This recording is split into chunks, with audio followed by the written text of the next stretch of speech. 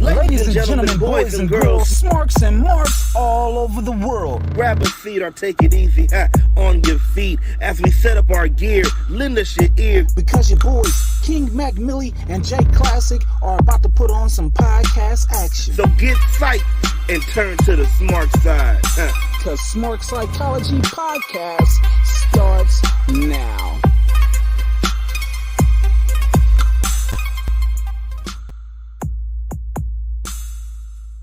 Hey, yo. What it do, though? You already know what it is, man. It's another Monday, so it's time for your boy. That's right, your boy, the KLASSICK, J Classic. Get ready to talk some classic raw, man. And, it's nobody but me today, man. Nobody else, man. It's been a while since I've been alone on these shows, bro. So come on in. Everybody, come on in the room. We about to talk some raw. We about to talk some back stuff that we didn't get to last week, because we get into that money, you feel me? Some unforeseeable things stopped us from having our Smark Out Sunday. So we're going to cover some things that we probably would have covered on Sunday from SmackDown, a little stuff from Rampage, a little stuff from Dynamite, but mainly we're talking Monday Night Raw. You feel me? So come on in the room. It's going down, man. Welcome to the Smart Side. Yeah, man. It's about, man, I miss y'all. I hope y'all miss me. Did y'all miss me? Because I missed y'all. It's been so lonely. Just being away from y'all. But hey, your boy is back. As a matter of fact, your boy is back.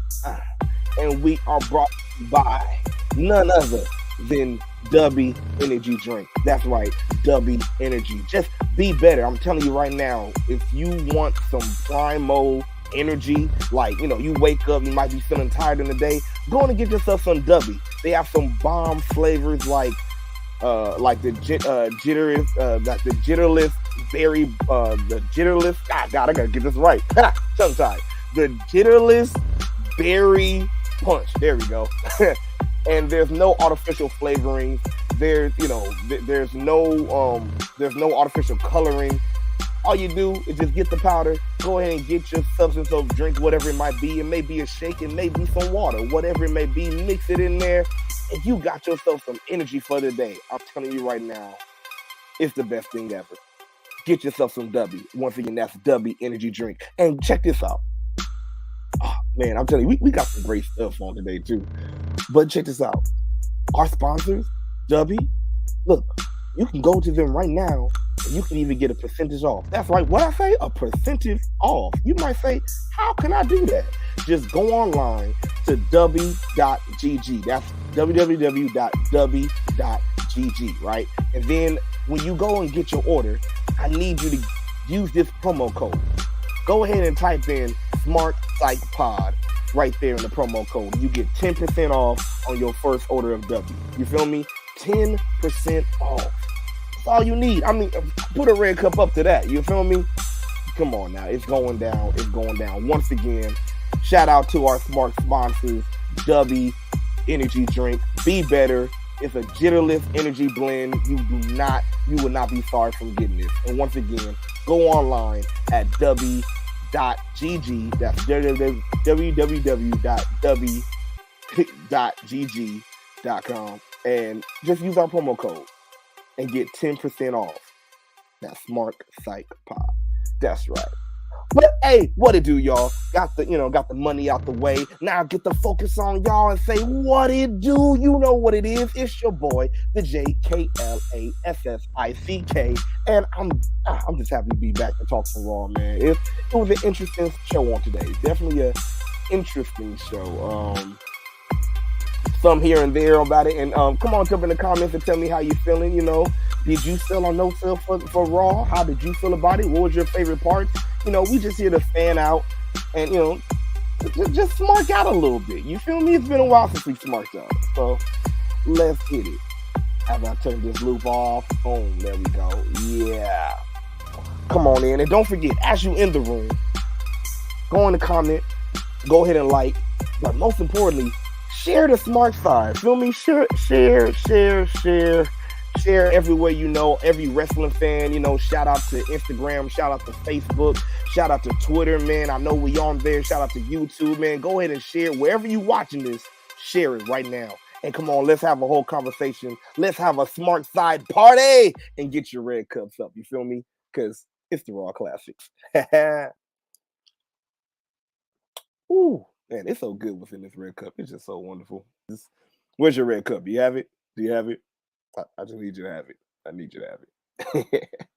But yeah, man, come on in the room. Once again, I know it's been a while since we had a show. Actually, we were supposed to have. I know we are supposed to have King Mac Dynamite on Wednesday, last Wednesday, but like I said, some money was calling, and yeah, your boys had to get to the money. So schedule's kind of getting crazy around holiday time, but don't worry, you will still get some Smark shows, at least 2 or 3 a week. You feel me? But for today, you got your boy Mr. Classic for the Raw Classics, and it's going down.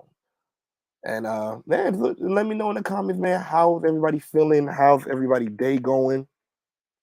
How was your weekend? Since we didn't talk on Sunday, how did everybody weekend go? Mine was it was pretty interesting. I had to end up working on Saturday. If anybody, as some that don't know, I do work for Amazon, so yeah, that's always a humdinger. Oh, dang, I sounded old saying that. Humdinger. Ooh. Ooh, note to self, do not say that again. But it was something. It was something. Long day, but still got that money though. Still got that money. Other than that, watch some wrestling. I'm gonna talk about that in my indie state of mind. Watch some GCW. If you have not checked it out, check out GCW. Wasting time. It was definitely an awesome show from start to finish. I would say it was a great show. But you know what time it is, man. We gotta get into this show. But before we talk any bit of wrestling, I want to know how you feeling. How you feeling? Because I'll tell you right now. You know how am I feeling? I am feeling pretty freaking oozy, baby. Oh yeah, I'm feeling oozy, man. I'm feeling oozy in here, man. It's feeling good. It's feeling good. I got my red cup going on. Sharing to everybody. I think I got everybody. Facebook, boom. Twitter, boom. Yep. And then everybody on TikTok, go ahead and join the live when you can, man. Go ahead and get in there. Click that link. You already know. Click that link in the bio wherever you are, and just follow us everywhere. Yeah. So it's that time. We gotta talk some wrestling. So Maestro, can you please ring the bell? Thank you. And it sounds so good. I like to go old school with it. So, second Maestro, can you ring that bell too? Thank you very much. Thank you very much. Oh yeah, and God damn it, I'm very hesitant to do this. I'm gonna need a drink. Whew, all right, very hesitant to do this, but you know what time it is. We got to get to these dirt sheets. We got to talk some news. So maybe if we go quietly. A little quietly, we might be able to pass the goddamn. Oh shit! Nope. That's it. Nah. Okay. All right. I hear you. Okay. All right. Hey, get out the way. There she talk. There she talk. Oh yeah, it's that time for some dirt sheets where we get in some news, some stuff that probably went on in the internet, some stuff that probably went on in some viable news sectors like the wrestling news and Fightful. But we just talk. That's what we call it, dirt sheet talk. We're not trying to be newscasters. We're just seeing what we see, give you our feeling on it. You feel me?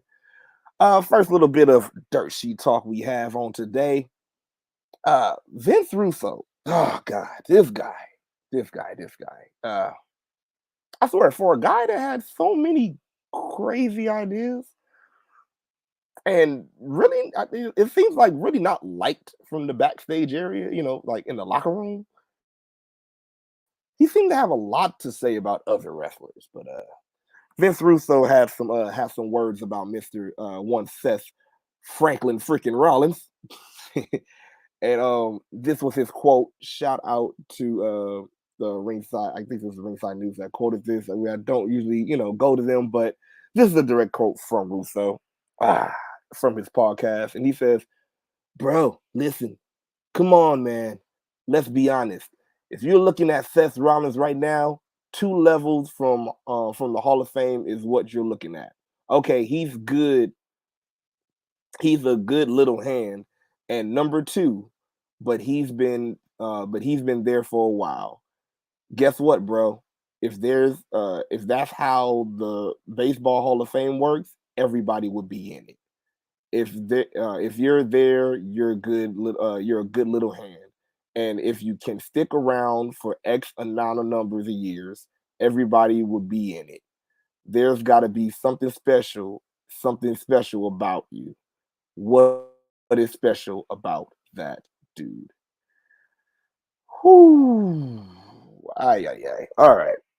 Yeah, let's get into this talk about this guy. 'Cause clearly, I, he ne- I, to me, once again, to me, he never had that vision of what a real wrestler is in the first place, or who should be a Hall of Famer. I think he should be the last person to talk on what or who should be in the Hall of Fame. I, I don't think none of his ideas should be in the Hall of Fame of anything in the first place. So, I don't know. The fact that he really thinks that Seth is not a big time player in WWE when he really made a lot of big strides for WWE. You feel me? Shit, look at the goddamn Money in the Bank cash in. That was already a Hall of Fame worthy Money in the Bank run and cash in. You feel me? Like the fact that he really discredit is crazy to me, and I really wonder what is the problem. You feel me? What is really the underlining issue that he has about or with Seth? To really say these words and think oh he's I don't think he should be in there. Pretty much thinking he's just a participant, and I get he was injured and he got he had to be out for a while, but I don't feel like he ever really lost his place in the WWE. I don't feel like yeah, he had some crazy have some crazy bookings, especially when it came with the Fiend.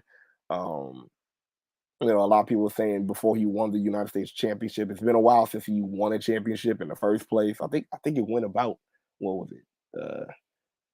Ooh, I want to say it was 900 days. It's been a good while. It's been a good long while, good bit of days. I'm not doing that. I swear, some people that count all the days and then just not say, "Oh, he been there, this many years or this many months." It kills me. It's almost like a person with a child. They'd be like, "Oh, how old is he? Oh, he's 29 months. What the fuck? What you mean?" Okay, okay, that's how I feel about it. But pretty much, it's been a while since Seth has had a title too. But I don't think that should matter. I don't. Every time he's been in the ring, every time he's been, you know, working, he has done an outstanding job to me. And also, he has been the main one they have been using to really elevate different things. May it be a team, may it be a storyline, or may it be the title. You feel me? How many times have they gave him that United States Championship and he elevated it? You know, hell, he was one of the few that have held the United States Championship and the WWE Championship at the same damn time. You don't think that's Hall of Fame worthy? Like, I don't know, man. I don't know. It's just giving me weird, real weird, jealous energy. Like, because it wasn't your idea, and all that. You don't think you can make it, but clearly, again, we're talking about Russo. Clearly, where his ideas went, it didn't go very far, and it shouldn't have in the first place. So, and we see how his plans went in TNA. So, I think he should be the last person to really talk about who should be in the Hall of Fame and who shouldn't. And yeah, I think he should be the last person. But let me know in the comments, man. How do you feel about these comments from Vince Russo? Are you on his side? Do you think he has a point? You feel me? Or do you think he's totally nuts like I do? and she just shut the fuck up. I don't know. I don't know. Even the fact that he talks about wrestling, I get that. He don't even talk about it as like a producer aspect or a fan aspect. He just goes out like he knows everything, and clearly he don't. But yeah, it's crazy to me. It's crazy. Let's go on to some other subjects though. And once again, go ahead and put your comments in there. Let me know how you feel, how you feeling about these little inserts that I got. You feel me? Next bit of news. Shout out to wrestling. I do believe that's wrestling tribute. Let me get that out the way. Boom.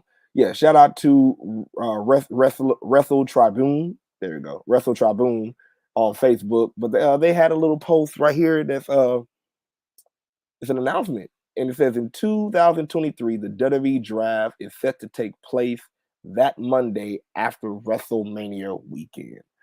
Now, as we know, there's been many talks about, hey, when is, are we going to have a draft? When is the draft going to be? What is the draft going to consist of? Should we have a draft? And I think that's the main question that should be asked right now. Like, do you really think that a draft is needed, or that we should go back to any sense of brand supremacy? Like for me, I don't really see how it will be needed,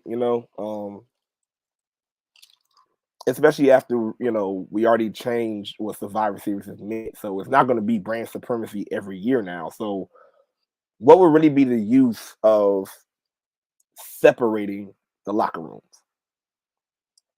What would be the pros and the cons? And again, this is not just a rhetorical question, but I'd like to hear from my family, my Smart Side family. What y'all think? Do y'all really think that we should have a draft in the first place? And if so, do you think it should be after WrestleMania? In my smart mind, my smart psychology, as long as they don't go too super hard on the brand supremacy stuff, you feel me? I just think that when they went too hard on it, it felt forced and it felt weird, because again, it's like you just pick one day out of a whole year where the person that you had a full on blood feud with, you don't care if you team with him now. Like it's and the thing is, like, it would be understandable if it was in the context of my enemy, the enemy of my enemy is my friend now, or anything like that. But again, it's just because of brand. It was just because, well, I'm on SmackDown, I'm on Raw. It really felt like how the fans are split nowadays. Well, I like AEW, I like WWE, and you can only be on one side, but then low key you go to and watch the other show in the first place anyway. It makes no sense to me, especially right now if you're gonna have everybody on every show, which I don't mind too much. I know the overall fear might be that you know everybody, it might cast a shadow on the other wrestlers that might be some people say stuck in catering or whatnot. But I think it will still work. I think it will still work. I think having everybody on both shows, you can then expand the storyline. I think that's one of the main reasons I have liked the Bloodline storyline, because it's not just a SmackDown storyline, and it's not just a Raw storyline. It's literally the Bloodline runs it all. The Bloodline is the shit. Like pretty much, that's what it is. Look at how War Games was. You could say everybody was on SmackDown, but I say F brand supremacy. Um, all I see was you had a lot of people with the same gripe in the business, like we don't like these guys, and they're trying to take over. Let's try to get them back. That's all I see. That's all I saw. So when it comes to this draft, and I don't know, and it's real hard to pinpoint if it will be a good thing or a bad thing, because again, we're still working with this Bloodline story. Now we all know how we felt when the draft ended up breaking up the New Day and the way that happened. Hopefully, it don't mess up anything bloodline wise either. You feel me? Um, yeah, it's just a lot to go in it. I'd rather not go through with it. I'd rather not, but hey, we'll see where it goes. Again, like I said, for any show, for any company, I still see the potential in what can happen. I still see the money in it. I see the entertainment in it. I see, even the good matches and what could happen. So yeah, maybe if they do, I don't know how to say this, but maybe if they do the brand split the right way this time, and maybe Triple H will want to do it. Maybe it might start looking like GM mode on SmackDown versus Raw. It might be a little bit more better. But once again, let me know in the comments how do you feel about one, it being a draft, period, and also how do you feel about the brand supremacy whole concept? Do you want it to come back? Do you miss it? I know Young Rich Skinny, she might be here in a few, but I know Young Rich Skinny, she said she loved the ruthless aggression era. That was the real start of everything when it came to the brand split and all that. It's supposed to be Vince's grand idea. Have nothing to do with WWF taking their name, but yeah, it was his grand scheme already. He already had that deal. Yeah, right. But let me know in the comments how you feel about the brand split, and also how you feel about again, how you feel about that happening after WrestleMania. There's already so much going on, so that means what that will happen the Raw after Mania. So now you probably might have some other stuff to look forward to. Again, if you're excited about the draft, yeah, you may have a lot of more stuff to look forward to on a Monday after Mania. But it's still real up in the air for me. I'll say that. I will definitely say, it's still up there for me. But y'all, come in the comments and let me know. Let me know. Next, let's little bit of a little bit of tidbit, a little bit of news. Shout out to WrestleFeed for the image. But The Rock on Young Rock throws another hint for Rock versus Roman Reigns. And this is what I think the second time this happened. And pretty much once again, we had the setting of The Rock, reminiscing about his times and whatnot. And what ended up happening is he walks through, he walks through a place, and let's see, here we go. The article says this match was teased once again on the latest episode of Young Rock when Dwayne Johnson and his co-star Randall Park were seen in a room that contains titles and trophies won by The Rock during his professional wrestling days. That also includes the Universal Championship belt, which to this date The Rock has never won. So it's real interesting that he had the Universal title. And here's the thing: it wasn't just any Universal title. He had the Blue Universal title. Like it could have been somewhere he had the red one. It's like, oh, okay, it looked like a replica, but he had the exact color, the exact belt that are one of the belts that Roman holds. So it looks like they're still giving little hints, still giving little jabs that there may be a WrestleMania match, between The Rock and Roman Reigns, and it may be for the title. I don't know. I don't know. I'm with the group that says, I'm cool with the match. I'm down for it. I'm always down for a Rock return. Just the question would be, do you think that this feud should have the title involved?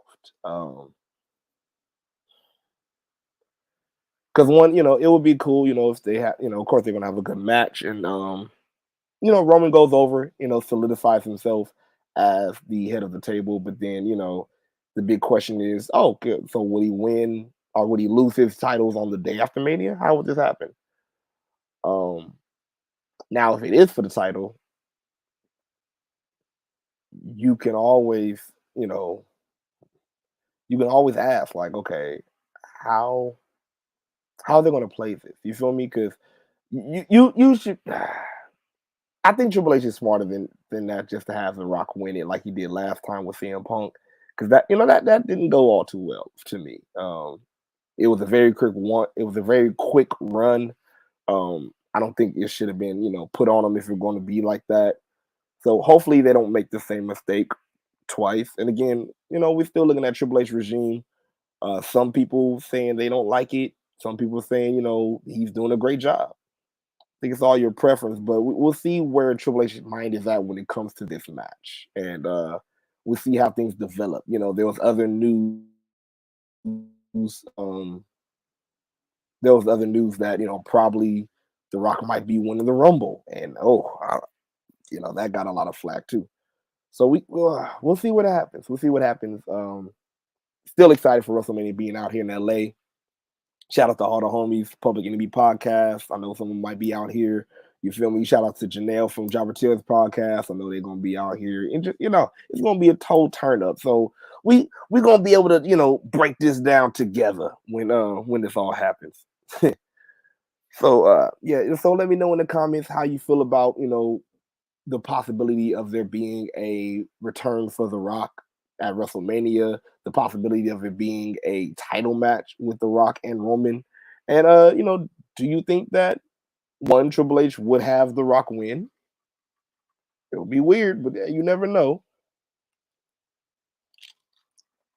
And two, there's been a real big question, especially all around TikTok and whatnot.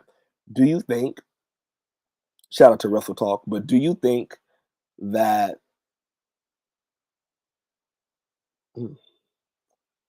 how should I word this? Who do you think? Who do you think should be the one to take the title off of Roman?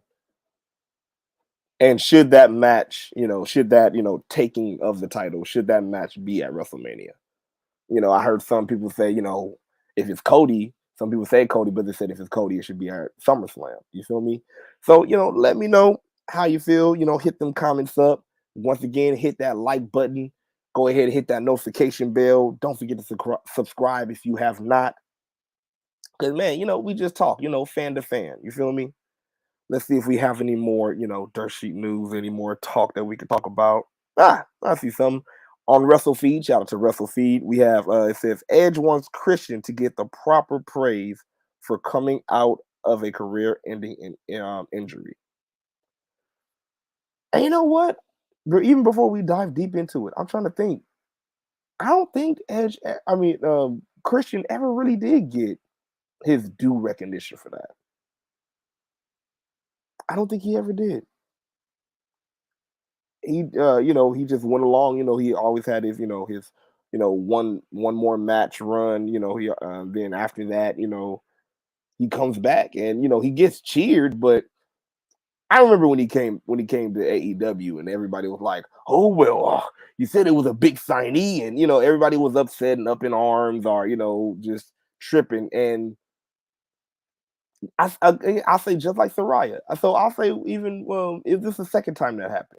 But just like Saraya, people I say negated the fact that how big it is that he just came back from a career-ending injury. And I feel Edge. I don't think that's fair.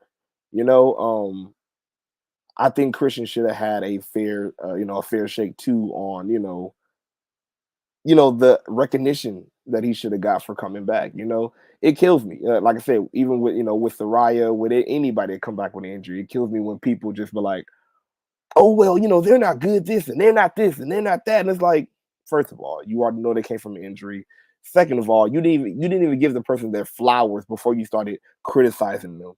And it's just crazy. But as we go deep into the not to the comments, but into the commentary of the article, it says, after Saraya, formerly known as Paige, recently came out of retirement after a career-ending neck injury, that she suffered 5 years ago, fans began praising her. Edge and Bryan Danielson, also known as Daniel Bryan, for overcoming the injuries. This led to the rated R superstar giving the proper credit to his best friend Christian. That's what I'm talking about, Edge. You feel me? Who came out of a career-ending injury himself. And below, here's what Edge said. It said, "Pretty damn cool. We all fought for it. Kudos to Soraya and Bryan. Absolute beast. Let's include Christian in this. I feel like he's come back at such a high level. People sleep on the fact that he was retired for 7 years." And I feel it. I feel it. I really do think that people have slept on Christian. Even the AEW faithful fans, I feel like they slept on Christian. And I know some people might say, "Oh, but we gave him credit for the promos and he does good promos." Yeah, but then of course, you're already given, "Oh, I'm tired of him and Jungle Boy and oh, when is he gonna get better and this and that." It's like it's always a complaint, but of course we already know fans are fickle in the first place. So but I do agree with Edge though. I do agree with Edge. Put some respect on this man's name. Not even just the man's name. Put some respect on his return. You feel me? Uh, he's been hitting when it comes to storytelling. He's been hitting on all cylinders. When he was in the ring, he's done a bang up job versus Kenny. He did a great job in Impact when he had the Impact Championship. So give the man his credit. Give the man his flowers. He is still here again. You feel me?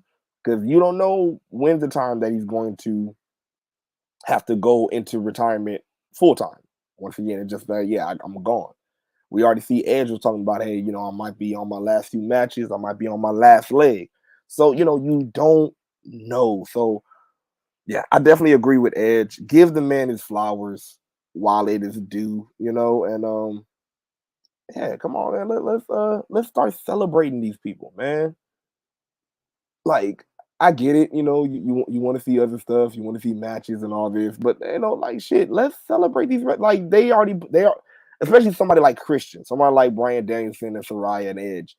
They already put their body on the line, and the fact that they want to do it even more after just saying, "Hey, you're cleared," or pretty much saying you're fully injured, your neck. I mean, you're fully cured, your neck is good, and what they say, "I want to go back out there and do it for them again."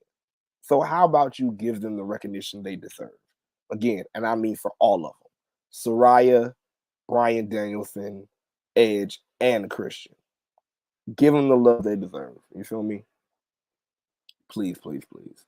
And I know I mentioned Impact, so let's dive into a little Impact talk, a little Impact news, and this is an insert from Kurt Angle's podcast that he has, and he had a quote about a little suggestion that he had for TNA that they didn't pick up on. Stupid? Probably. But let's talk about it. Kurt Angle is quoted from the Kurt Angle show and says, "Brock calls me and he's not in the WWE. He says, 'Listen, man, can you get me in TNA?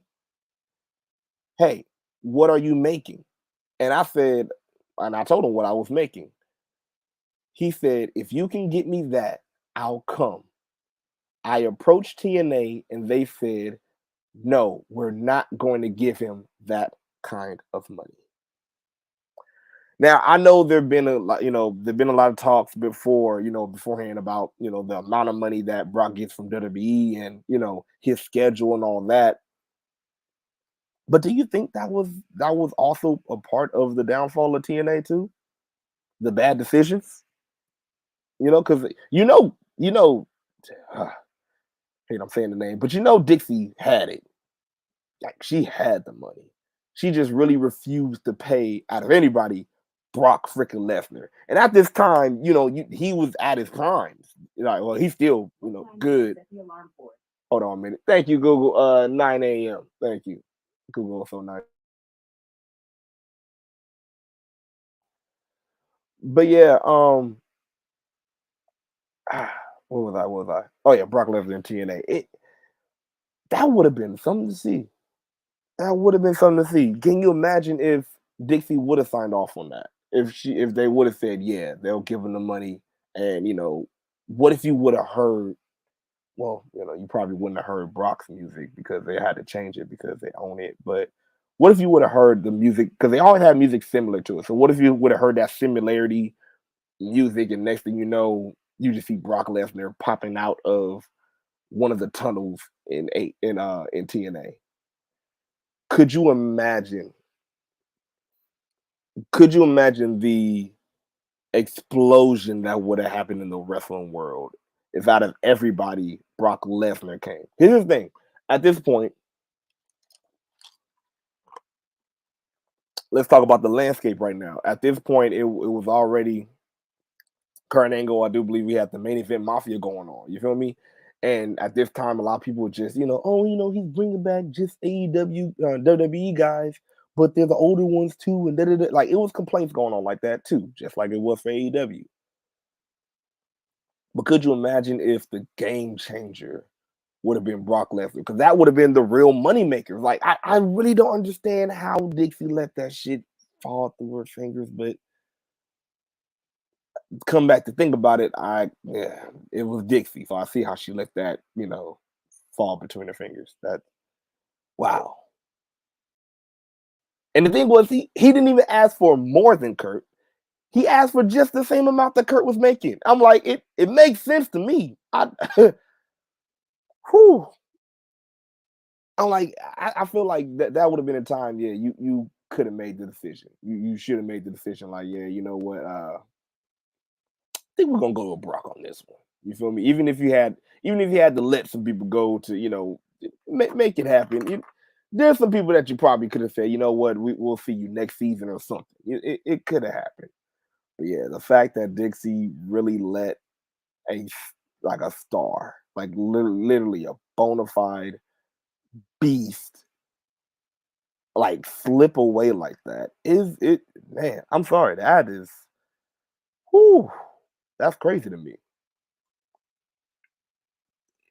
Part of me still can't believe it, but it's still like, whoa. Wow, you really, you had a chance. You had a chance.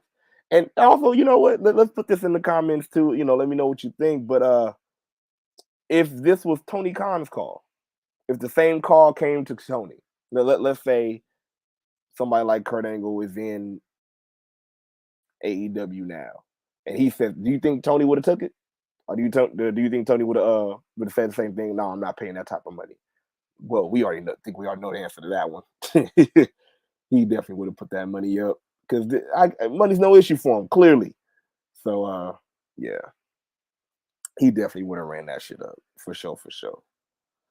And last little bit of dirt sheet talk before we get into Monday Night Raw. There's a nice little conversation, especially being had on TikTok and on Twitter. But Regal, a shout out to Russell Feed for the news. It says William Regal was unhappy in AEW. Now, as we all know, recently we had William Regal. First, he showed that he heel turned with MJF, but then after the heel turn, we had MJF turn back on William, and then knock him out, and that was pretty much him being signed off of TV. So ever since then, more news and more news has been coming out that it looks like William Regal is leaving, is in fact leaving. It's been really confirmed. He's going back to WWE no later. I'll say no later than January for sure. So that's going to be interesting, but now we're even hearing more and more about, some stuff that could have been going on in William Regal's head while he was at AEW himself. Let's see some stuff from the article. WrestleFeed reads, during an interview on SK Wrestling, the Wrestling Outlaws podcast, former WWE wrestler EC3, which I wonder how did he know this, but hey, okay. EC3 revealed that Regal was unhappy in All Elite Wrestling. The quote from EC3 says, when he went over to AEW, the word was, he said, I immediately regret this decision. There's very much a maturity issue here within management. Now, I'm not gonna lie. Yes, the main question that will and probably is popping up in people's heads is, well, damn, out of all the people to say it, it had to be EC3 who tries to controls his narrative and everybody else's narrative and everything else that has a narrative because you like narratives. So yeah, I get it. I get it. It's like, okay, how do I know this is this is what it's supposed to be? How do I know this is true? But like knowing a little bit, not saying I know him personally, but like knowing a little bit about Regal, from what I see, I can believe it. Seeing what they have been doing already, I can see William Regal being one of them legends that's actually like, okay, yeah, this is not how shit's supposed to be run over here. Especially while you have three of the wrestlers that's actually on roster wrestling as the EVPs, as the presidents, and whatnot. Calling shots. They're wrestling and calling shots. Whew. Whew, what a decision. But yeah, and then seeing how the EVPs act, you feel me? I can see it. I can see it. I've seen some stuff as a fan and said, "Ooh, that wasn't very mature. That wasn't very." I don't see the meaning of that. So if I've seen anything like that, just with my fan eyes, with my Smark eyes, I can just imagine what William Regal was feeling in the back in the locker room. That's probably why he surrounded himself with who he surrounded himself with. Look at it, Claudio, Bryan Danielson. Yep, even Mox. Then I know some people are like, oh, but he goes outside and he does the blood shit. True, but Mox ain't about playing games though, about the business for real though. Yeah, he's different. He liked the deathmatch shit and all that. I'm not judging him for it. Shit, I like it sometimes. You feel me? But and Willa Yuta, they all take the business serious, and I think that's one thing that don't crucify me, but I think that's one thing that has been missing with AEW.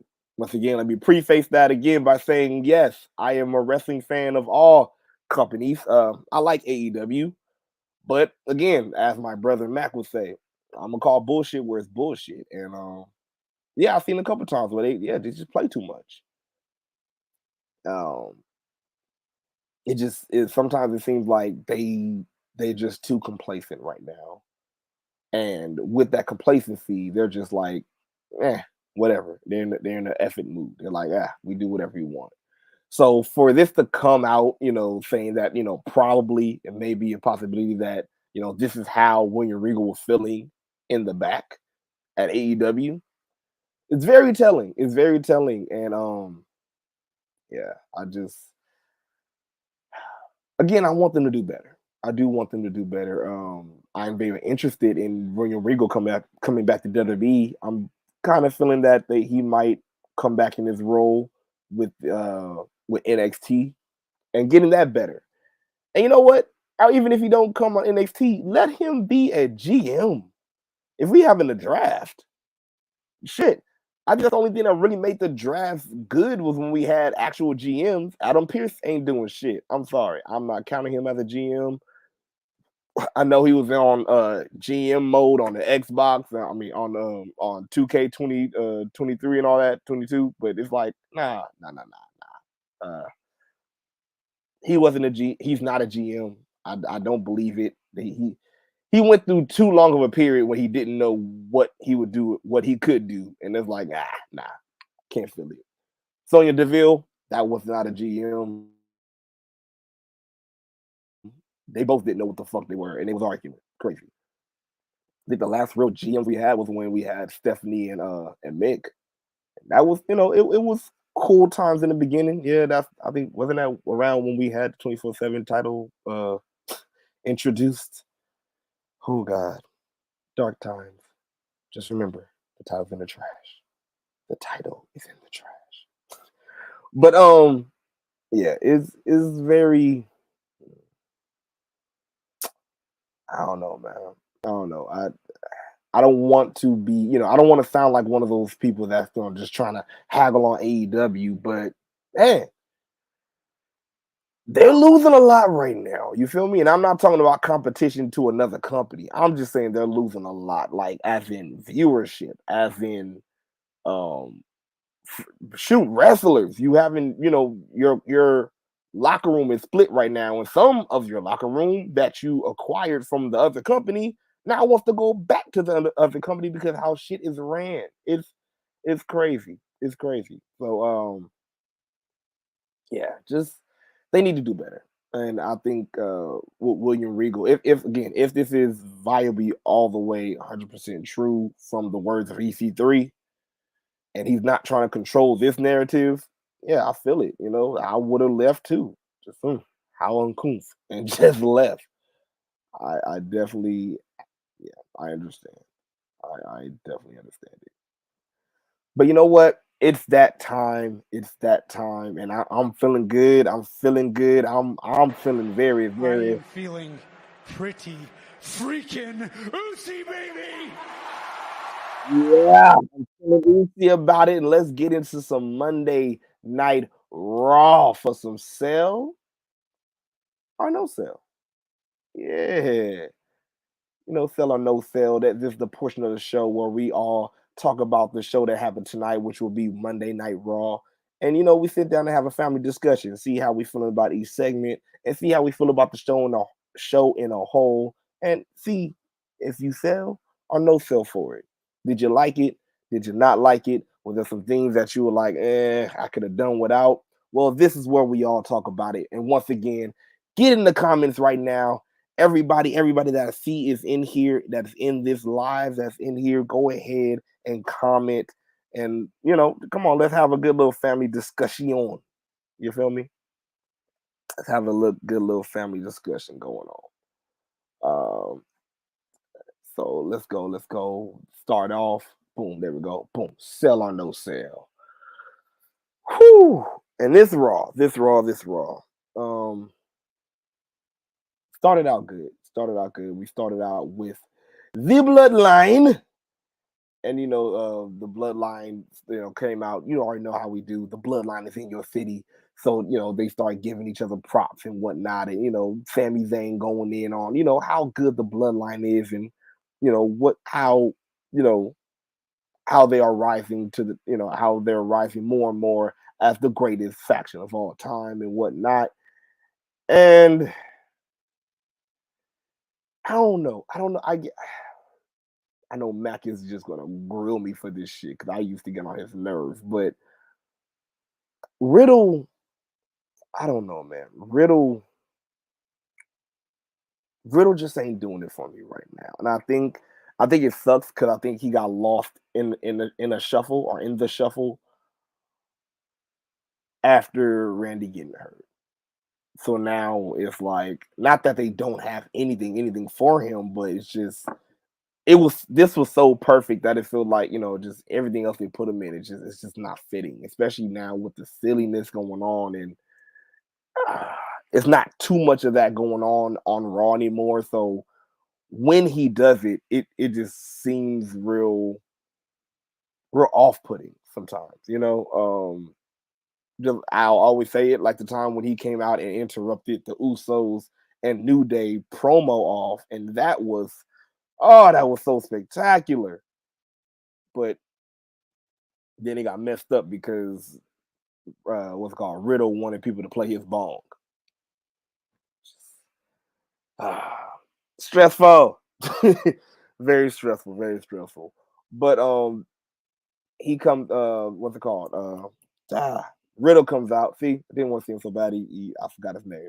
But Riddle comes out and pretty much he is alone because Solo has attacked Elias before the show. So it was supposed to be a tag team match for the tag team titles, but it looks like Matt Riddle was alone. So, they talking they stuff, the bloodline talking, so what you gonna do, and then oh God, the line. I need Riddle to stop saying my dog. I need him to stop it. It's not funny. Um, when he copies Sammy, it's not doing it for me. No, just every time Sammy, my dog. No, no, no, no. No, it's not. And especially he already sounds high as hell. So yeah, it's not working for me. It's definitely not working for me.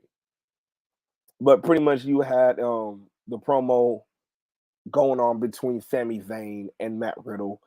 And Matt Riddle says, you may have injured my partner or you may have attacked my partner, but I still got a tag team partner. And that tag team partner ended up being the one and only Kevin Owens. Now, now we already know how interesting this is now because when it came down to last week, Kevin Owens already told Sami Zayn, "Hey, look, I'm done with you, bro. I really don't want nothing to do with you. I I don't want to see you. I don't want to chill with you. I don't want to kick it with you. I don't want to skate with you. None of that." He went straight ATL on his ass. You feel me? But now we see in the point of the story of the bloodline and Kevin Owens and Sammy, where even though, and it even will seem like Sammy's okay with it, but even though they both agreed not to be, you know, how you say, fighting each other, they're still going to be tangled and they're still going to be, interlooped because he has unfinished business with the bloodline. And I think that was ingenious the way that they kind of put this because Roman could easily get upset with Sammy for not correcting KO. Because if you remember, KO said, "Look, I'm done with you. I'm done. I'm done with you, Sammy. I'm done. Like I'm done." But the bloodline, I still got a problem with. And if I'm correct, Sammy never really corrected him, like, "Well, that means you have a problem with me then, because I am the bloodline. I am with the bloodline." He didn't really correct him. He just said, "Well, I don't want nothing to do with you either." And ever since then, yeah, Sammy been staying out of KO's way or running away. We even saw at the end of the match, which which ended in pretty much KO getting pissed off and chasing him down the ramp with a chair. We see that Sammy is just like, "All right, look, I don't want to have nothing to do with you either. Like, I wish we could just make this roll, but clearly we can't." So now he has to kind of tiptoe around because he knows the type of person KO is. He knows I bet he feels his back every time, and every time he feel it back, he think about that moment on NXT Takeover. Every time he might rub his neck one time, like, damn KO, you got me. So he knows what could be in store for him. He knows for sure. Just man. But it was a good match though. It was a good match. Good tag team match. I already knew that the Usos were going to win, but they did put on a good story, I say, in the match. Especially out of everybody to look for, it's Solo. I think Solo has definitely taken more and more to heart that a lot of people are saying they see Umaka in him, and he's trying even more harder to bring that monster out. Now he's still being the silent type, but he's being a little bit more vicious. He's being more, even more on point on people, just like Umaka was. I wouldn't be surprised if I start seeing him, rocking at least one side with the all black face paint with the tribal, with the tribal on his face. But man, I was loving it. I was loving every bit of it. Solo goes ham after the match and absolutely tears up Riddle. Gets a chair and just mess up Riddle after after the Usos get the win with the 1D from some help from Solo. And like I said, KO chased him down the ramp with a chair, pissed off. It was funny seeing him run though. He was, "You goddamn kids!" Yeah. He looked like an older man. But it was definitely a good match again. But the main story, the main thing after the match was Solo. I think Solo took that segment to another level. And he ended up, you see now that he tapes his thumb just like Umaga used to, and now he gives the Samoan spike to the throat. That's a good call out. That's a good shout out. And I was definitely happy to see that. I'm happy to see him, pretty much embrace more of Umaga. You feel me? Even if he don't, go full Umaga and wear the full on tights and everything like that, he's doing good enough. You feel me? I think the only person that probably could have done a better job at it would be Jacob Fatu, but we already know, what he's doing and where he's at right now, doing his thing. Shout out to PCW Ultra, the PCW Ultra champion over there. But yeah, man, other than that, he's getting more and more savage. You feel me? You're starting to see why the ancestors brought him there. You feel me? And it's a wonderful, wonderful storyline. And I like how now, again, the thing about the bloodline is everything have had its chapters. And I feel like, okay, now we had the chapter of, is Sammy trusted in the bloodline? Cool. And, of course, most definitely want to I'll say revisit that chapter, or I'll say, have a part 2 to that chapter. But right now, this chapter that we're in for the bloodline in WWE, now you get to look at Solo. I like how they have split up everybody. You got to see everybody's story. Now it's your time to know about Solo. Now is your time to really see why was so. I think in this, in this, I'll say few weeks. I'll say, or whatever, however long they plan on really building this story of Solo. I think we're going to find out actually why Solo was chosen to to be the one to come and be the enforcer for the bloodline. We might end up also finding out the real feelings of Solo. You feel me? Because as we know, he just been silent. He looks at you, then he looks away. He might have his arms crossed, but other than that, he's just been best been silent. So now we might find out also, what's going on in his mind.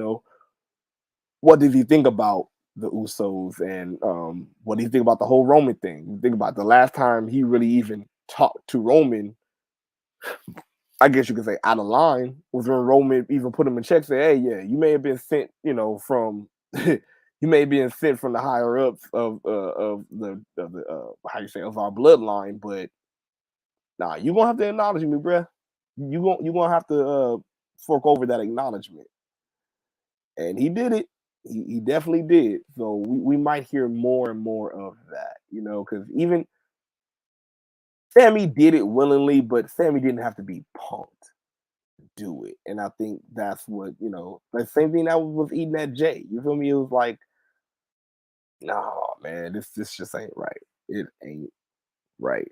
So let me know in the comments, man. How did you feel about the first segment? For me, it is a sale for me. It's definitely a sale. I was fully invested in both people, in both, in the promo, in the story that could be happening. I was very invested in the match. Even though I knew that the Usos were going to win, what really kept me in it was I just kept on looking at Kevin Owens, like, okay, let's see what Kevin Owens doing. Let's see where he's going. See what the plan is now. So definitely give I give my whole sale to the first segment.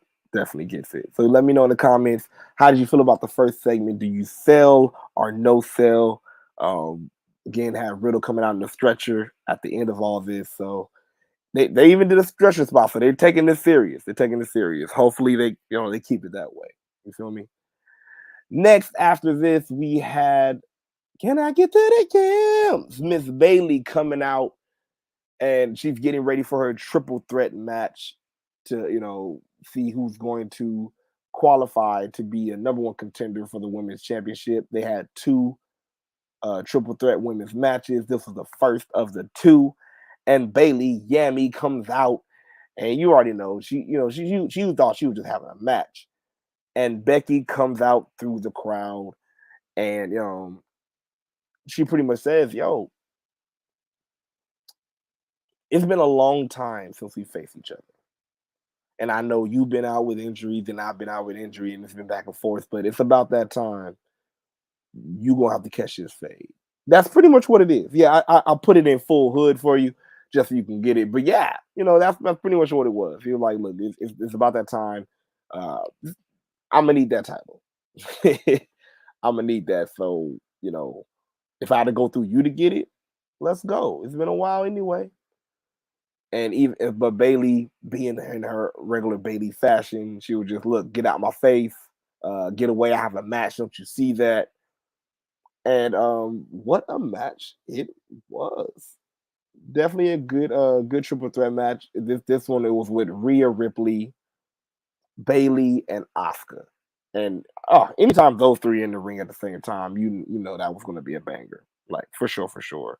I'll say the MVP of the match, as always, was Rhea Ripley. Though Rhea, I feel like Rhea is just on a whole nother level. I'm ready for her to get her full shine as Raw or SmackDown Women's Champion, whichever one they give her first. But it's about that time. I think she has shown that she can hang, or as Martin might say, she can start stumping with the big dogs. So yeah, start letting her stump with the big dogs. Come on, what are you waiting for? You feel me? We've been ready and waiting for this. You know what I mean? We've been ready for her to take the mantle and go ahead and be one of the revolutionizing women for this next era, this next generation of women's wrestlers. So yeah, I'm definitely down for it. Rhea, the only thing that kept Rhea from winning this match, she just got a little bit too over complacent, and she went for a move where she should have stayed in the ring. So that was one of the main what's it called?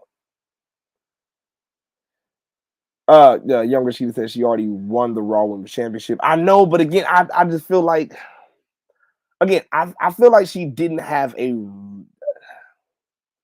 I think again with Triple H, I feel like this is a whole redo era, and one of the people that deserved this redo is Rhea, because I feel like they kind of fucked her over in the first place when they did put her up against Charlotte for the NXT title. I think they really fucked her over, big time, and she should have beat Charlotte and kept her championship, and then went to Raw, and then all the stuff she accomplished and all this, yeah. But I feel like after that, it kind of again, and it was under Vince era. It was all just jumbled up. But so when I say her winning the title, I mean again, and it being her redo. And I think this is a perfect, she's actually in a perfect spot for that redo too, because you got Bianca that's at the height of her not career, but at the height of her run right now. You feel me? You got Bailey that's back. You feel me? You got Becky that's back. You saw the face off between her and Becky. I get chills when I see that, because I know that's going to be a good match. And hell, I'll even say when she come back, Rhea and Charlotte, I feel like that will be a good match too. I'm ready for Rhea to just go ahead and even like I said, it's not the Raw, the SmackDown. You feel me? Maybe Judgment Day moves and terrorize SmackDown. Maybe they go ahead, Dom like, "Mommy, I need to go terrorize my dad again. Let's go to SmackDown." Maybe that happens. I don't know, but I'm just ready to see that. I don't know if everybody else is, but I'm ready to see it. But in this match, Rhea had one misstep, and that caused Bailey to pick up the win over Asuka, giving her the face plant. So the first person waiting already on the docks is Bailey, and we wait for our main event, which will be the second triple threat match for the women, which will be not Bailey, which will be Becky, Crazy Nikki Cross, and Alexa Bliss. And we will talk about that match later on. But let's go ahead and talk about the rest of the show. After this, we had a in-ring promo by the Drip God himself, Mr. Seth Rollins and Bobby Lashley. And Bobby Lashley was like, "Oh, so you want to wear suits today, huh? Oh, okay, I got you. And they both are mighty dapper. I still cannot get over Seth Rollins having a halter top jacket. That messes. I mm, it, mm, oh. Last week it was see through. Now he got the halter top jacket with the low key bell bottom pants on. It was just a lot going on. He looked like a cloud. He looked he looked like a cloudy day. It is one of the nights. It looked like a blue sky. You feel me? He looked like weather. Not gonna lie. As soon as Seth came out in that all blue outfit, it's Christmas, so I couldn't help it. All I thought was, I'm Mr. Freeze, I'm Mr. Snow. That's exactly what I thought he was gonna walk out just like that, just start pop locking like they did in the movie. Just just I'm Mr. 100 Below. Just yeah. They call me Snowmeister. Whatever I touch, turn the snow in my clutch. Seth's outfit is too much. Dun, dun, dun. Okay, I'm done. But yeah, man. Seth Rollins comes out pretty much to say how he's ready to get his title back, and all he has to do is beat Bobby Lashley in the number one contenders match next week. And they always put on bangers, so I'm excited for it. Then Bobby Lashley came out. He was like, "Man, what are you doing? I need to get the title. I deserve it." And the mind games. Seth is one thing. If Seth is not just a good in the ring, but man, the mind games this man plays. I know we all still remember when he came out when he was facing Roman, and he came out in the whole Shield gear and even the Shield music. Like, so the man on mind games is perfect. And also, this might even be a little sign that stuff between Bobby and Brock is not over. It might even fold all the way over to WrestleMania. We'll see. But Seth tells Bobby, "Hey, bro, what is your problem with Brock Lesnar? Like, what is it? You don't like him, or oh, I know what it is. You're jealous of him. Is it that he won more titles than you? Like he was putting him through the ringer for that shit. I was like, damn." Then he was like, "Oh, is it the fact that you can never beat him?" I'm like, "Oh, fuck." And then at first I was really gonna try to defend him in my mind. I was like, "Yeah, but he beat his ass in Saudi." But then I think about it, out of all that ass beating he gave, he still lost. So it kind of sucks for our boy Bobby. Poor Bobby.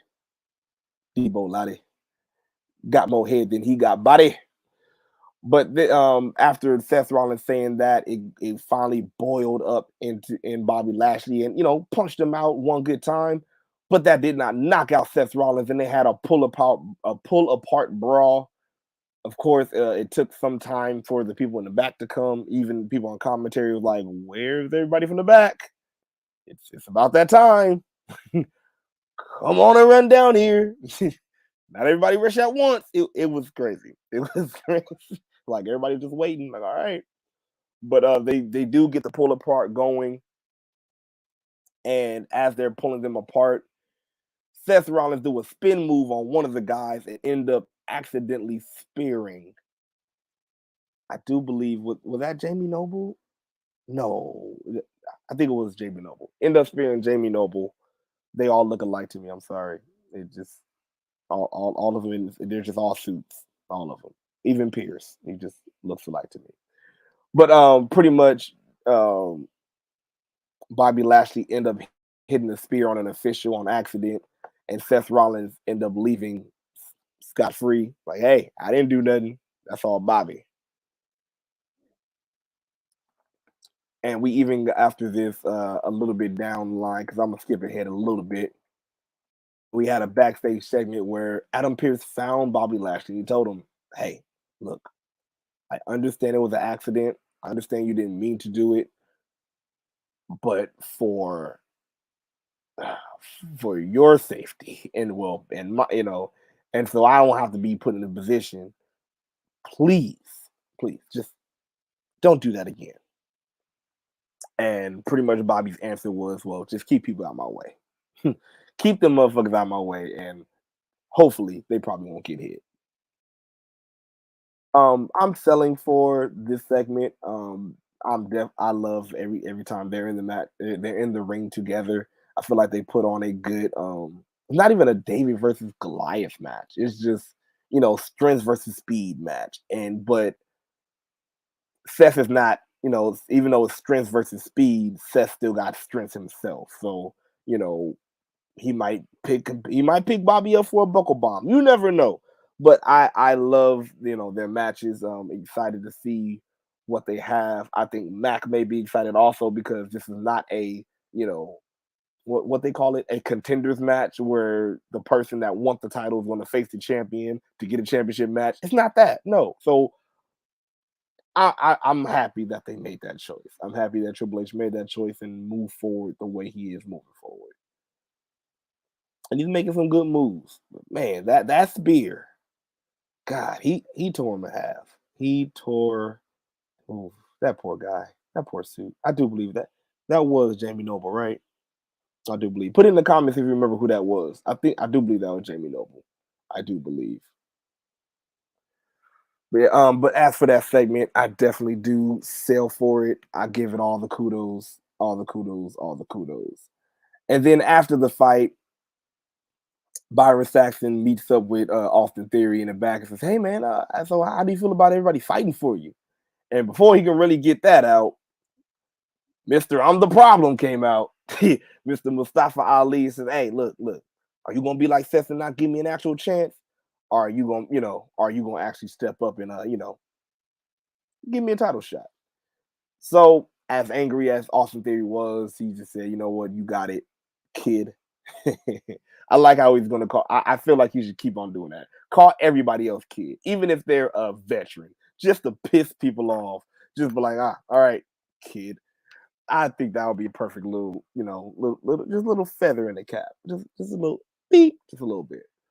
But so they have their match: Mustafa Ali versus Austin Theory for the United States Championship. Hey man, it was looking good. I'm not even gonna lie, I was in it. You had Mustafa flying. It was a good match. It was a good match, but we did not have a decisive winner. Even if Austin Theory would, and I get you're trying to protect Mustafa Ali, really, really, but did you really? I don't know because we have Dolph Ziggler coming in and pretty much giving interference. He's coming back from getting attacked by Austin Theory himself. So his whole excuse is, well, he did this to us, so I'm getting payback. And Mustafa Ali looked at him like, "You fucking idiot." There's no other way to put it. He just looked at him like, "You goddamn idiot. You messed it up," because he hit Austin Theory in front of the referee. So that was an automatic disqualification. And the fact that Theory told Mustafa Ali, "All right, I'm gonna give you the chance, but it's your first and only chance with me. So if you mess it up, like it's back of the line for you." So under no doing of Mustafa Ali did he lose on his own, but yeah, Dolph Ziggler messed that up, man. I didn't get it, man. I was like, yo, they made Ziggler come out looking like a punk on this one. I was like, bro, like, why would you do that? Like I can understand if somebody else was out there with Theory, you feel me, as like a manager or something, or um, as a talking head, you feel me? I can get that. I would feel that, but no, it was just Theory there, so it's like, damn, this it really stings when Ziggler does that because now it's like, fuck, you technically fucked up his other title chance, and then you kind of messed up a good match. You feel me? So The crowd is relentless still on Theory. The crowd is chanting, "You still suck" to Theory. Um, I don't know if it's because of the heel heat, like a real heel heat, or is it because of some other personal internet shit. But hey, he's getting the booze, man. He is definitely getting the booze. So we'll see where this developing rivalry goes when it comes to well, 1 minute. There we go. Yeah. There we go. Boom. But yeah, we will see where this goes when it comes to one Austin Theory and also Mustafa Ali. Like I don't know where, because I get, yeah, you're giving him TV time, and yes, he is having good matches, but my whole thing would be, how are you really setting him up for for that big win? Or are you really setting him up? If you look at it, do you think that Triple H is setting him up in a good way to get a title very soon or soon? You feel me? And I don't know, man. So far it's looking like I know that he's gonna lose. I know for sure that Mustafa Ali gonna lose. Like he's been thrown around by Bobby. He's been pushed into Bobby by Theory. He's even been pushed into Bobby by Seth, and then Seth will curve stump him. So I'm like, Mustafa Ali's getting ragdoll a lot lately, and I don't know. I don't know if it's in the character building of Mustafa Ali, or is it really just a drop ball? You feel me? I'm not gonna fully say that. Oh, Triple H dropping the ball. I'm not gonna fully go there yet, but yeah, some stuff is raising my eyebrow. Some stuff is definitely raising my eyebrow. Um, let's see what else we had going on tonight's Monday Night Raw. Oh, and once again, yes, I'm no selling. I'm no selling for that match. For the main reason, Dolph Ziggler. I don't have a problem with DQ finishes. God damn, I sound like Obama doing that. Um, I don't have a problem with DQ finishes or kind of screwy finishes. It just, one, if it makes sense, yeah, do it. And two, though, like if you were getting some good traction with this match, like you kind of messed up this ending. You feel me? And I feel like they messed up the ending that happened in this match, and that could have been that could have been even a little bigger moment. You feel me? I feel like this could have been like, how do I say this? How do I say this? This could have been Mustafa Ali. No, well, no, because Mustafa Ali just because he's still going up against Theory, so it's not a legend. I was about to say it was going to be his Shelton Benjamin moment. It could have been, but nah, because again, he had to go against a vet to have that moment. But yeah, but pretty much it was still like prime prime um Mustafa, and again you got two young cats ready to go at it. It was going good. It was going good just until Dolph Ziggler came in. I don't know. I don't know what's going on. Again, I'm not on the full WWE train, but some things I just still don't get. And I don't know if it is Triple H, or is it just another Vince-ism that Triple H needs to wear and maybe trying to get rid of down the line in WWE. I get he's trying to rip off the band-aid, but he's still slowly kind of picking up the band-aid right now. That's what he's doing. That's what he's doing. So yeah. So soon he's gonna take the band-aid off and gonna let it breathe. But right now, just enjoy the picking. Enjoy the picking. Whoo! Now let's talk about it. All throughout the day, we had a JBL poker invitational. Now, this alone was already interesting to me. This goes, of course, along with the sports entertainment and all this. So the whole story, or the whole thing is, JBL has look like an underground casino popping off right now, and you know everybody just It's just everybody having a good time. You feel me? But in the midst of the poker good times, some people couldn't keep their poker face. Prime example, you had Dominic and Tozawa get into it over cards. And what did Tozawa say? He said, "Oh, you the crazy one." Oh, sorry, messed up my mic. And Dominic said, "You know what? You the same size, and you just the same size of my deadbeat dad." And when he said deadbeat dad, like my whole face just fell. The nerve, the automated gall. Like, how, really? That's your dad? Okay, damn, not deadbeat. This the same man you went into his house, not your house, his house, and beat his ass because his tree was up too early.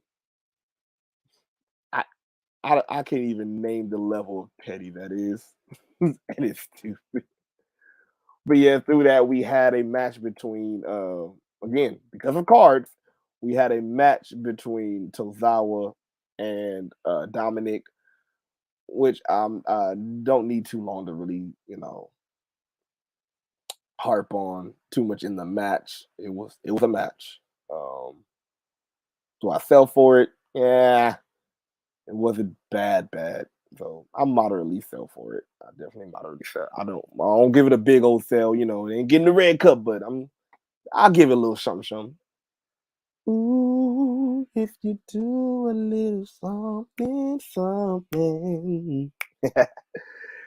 But Dom Dom wasn't the only one that had a beef in the poker game.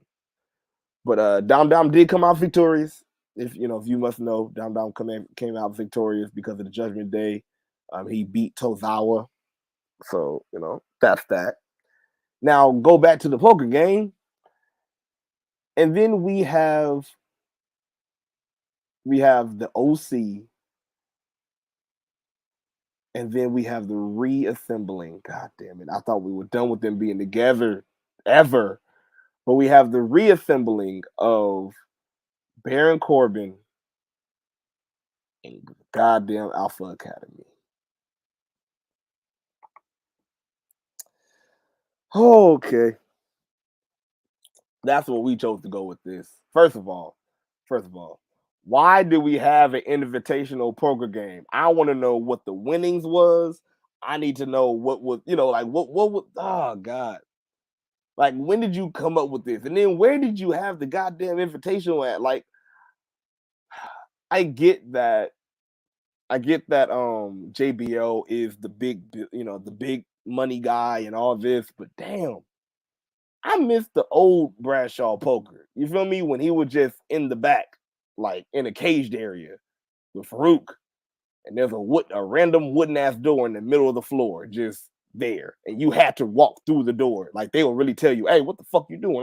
Why you breaking in? I ain't breaking in." "Yes, you are. Go through the goddamn door," and it will make you knock and go through a goddamn door in an open room. That's what I miss. I this invitational, it didn't give me, hell, it didn't even really that much entertain me, as in, gave me a laugh, gave me a chuckle. I say okay, maybe I chuckled a little bit when what's it called? What was that? Chad Gable got into a little back and forth with Luke Gallows. So Luke Gallows called him a nerd. And every time he said nerd, Chad Gable would go, "Shoosh." So just imagine a 10 rounds of nerd shoosh. That's what you got. It was, again, it was a little bit hilarious. It was a little bit funny. I popped a little bit. I did. But other than that, yeah, this whew, JBL Invitational. Yeah, that was that was weird. And then even we had Miz that wanted to get in on on all the festivities, but because Dexter Loomis got all his money, he said he could do crypto. Question. question. Just quick question, Miss. Just leaping in a little bit of realism. Just saying. You couldn't have text your wife to cash app you? I know y'all both got y'all paper, so I'm just saying you couldn't just, hey babe, cash app me this shit and I'll pay you back. Like you couldn't do that. You like there's so many ways you could have made it work without looking like a straight up punk, especially in front of what's the name? You got it was running to my tongue.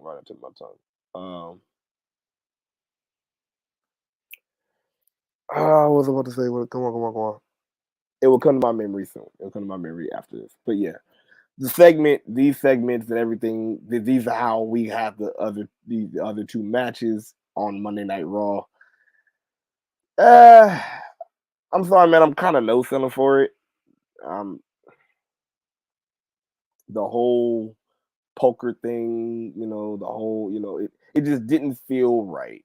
It didn't. I miss my actual JBL poker where, again, he was sitting in a goddamn room in the middle of just nowhere. Hey, what up, Kenneth Stone from Dirty Hills Podcast? What up, bro? He says we live, baby. Yeah, man. I know you remember. Hey, bro, you remember when JBL and Farouk used to have those real good poker games? Not this shit. Not this goddamn invitational ass shit. No, not this. I remember when him and Farouk used to just sit down in a goddamn room, like a cage room. I think it was like the supply room. And it was an open room, but they had a wooden door in just the middle of a room. Remember that shit? Like, that's what I thought that this was going to be like. You feel me? But no, we got the rich version of the goddamn poker games. And oh God, I didn't like it. I did not like it. How did you feel about that, bro? How did you feel, man? He said, yeah, bro, that's classic-ish. Exactly. It fits because it's the Raw Classic. You feel me? This whole shit. JBL, and then JBL talking about, hey, no fighting here in my poker invitational. I'm like, bro, you used to be a brawler. You used to be the now, yeah, you could still probably kick ass, but I'm just saying, you used to be long hair, bull rope, like not giving a fuck, tattoos, and now this just don't give me the same feel, bro. It don't give me the same feel. Even with his line of when he told Dominic, "Look, I'm sure that he's a deadbeat just like your dad, but but no fighting here." That popped me a little bit, but I don't know. It just I had a no feel for it. Kenny said, "Yeah, man, you had to walk through a door. If you didn't, they made you walk around." He said, "I liked them at that time. It was out of the norm." Exactly. It was crazy. It was out of the norm. Kenny said, "See you later, bro. On my way to work. Hey, be safe out there." And yeah, we talk later. We need to talk about you coming on the show too, bro. Maybe talk some Raw, maybe talk some NXT, something. We got to have you on, bro. Be safe out there. But yeah, man. Oh God, just this whole he's rich stuff is just it. I don't know. I don't know if it's because of the times or is it because we already know his big old pants didn't work, and everybody like, where did he get these NBA first draft day pants from? So, I still believe that he's a heel of all heels, though. I still believe that, I still believe JBL is still one of the last outlaws of a heel that we have, a viable heel that can get real heel heat from fans. But this wasn't getting it. This gave me bad Attitude Era-ish stuff. When I say bad, I mean they're just unneeded, segments. Like I get, you probably put this in the middle to make other matches, so then the 3 hours don't seem long or whatever, or what have you. But I'm just imagining being in the crowd. I would be low-key pissed off. I'm just watching this whack-ass poker game on the screen like this. You feel me? Yeah, So I'm giving it a no sell. I'm giving it a no sell for me.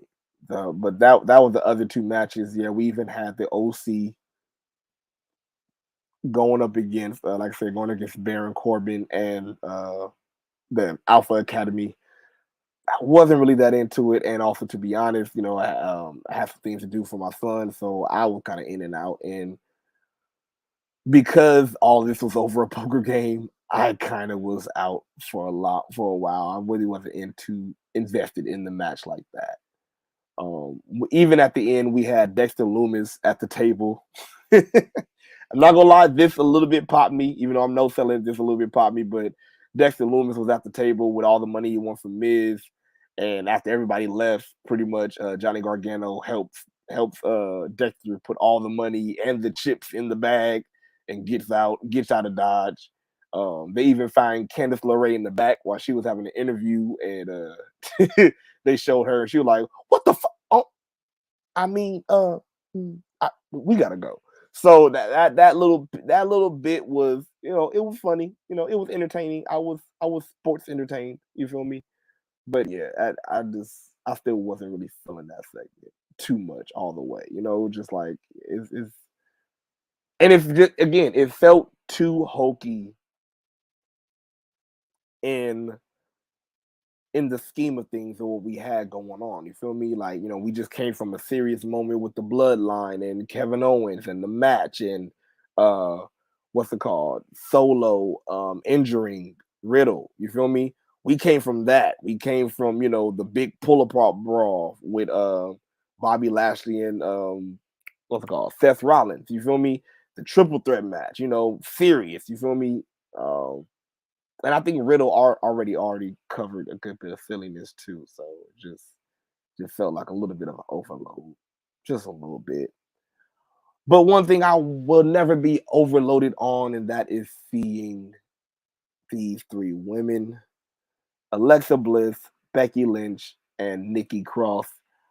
They go up against each other for the number one contendership, or no, for the chance at the number one contenders match next week. And it was a good match. I feel like they wasn't scrambling too much. Um, they were showing they were showing everybody's desperation in different ways on why they wanted and needed to win.